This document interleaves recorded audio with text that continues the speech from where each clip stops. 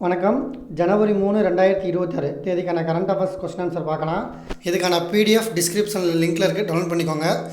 Question number 1, Velu Nachiyar மற்றும் வீரபாண்டிய கட்டபொம்மன் பிறந்தநாள் என்று அனுசரிக்கப்படுகிறது? Answer option B, January 3.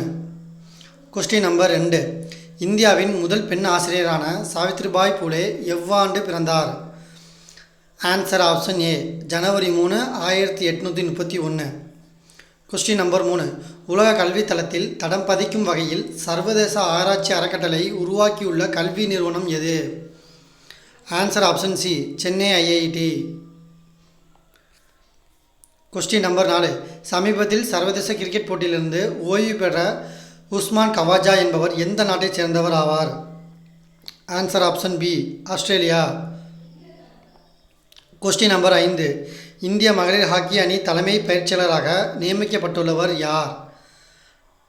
Answer option A, Sjoerd Marijne. Question number 6, இரு கின்னஸ் சாதனை படைத்த 2026 சர்வதேச மலர் கண்காட்சி எங்கு நடைபெற்றது? Answer option B, Ahmedabad, Gujarat. Question number 7, கூற்றுகளை ஆராய்க.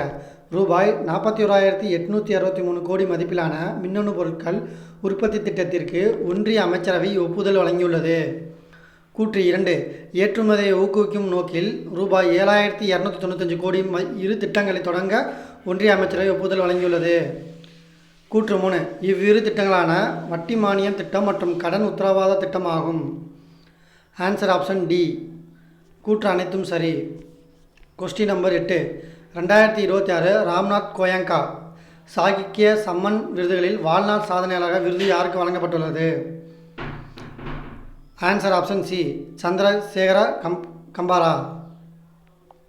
கொஸ்டின் நம்பர் 9, சர்வதேச மனம் மற்றும் உடல்நல நாள் என்று அனுசரிக்கப்படுகிறது? ஆன்சர் ஆப்ஷன் சி, ஜனவரி 3.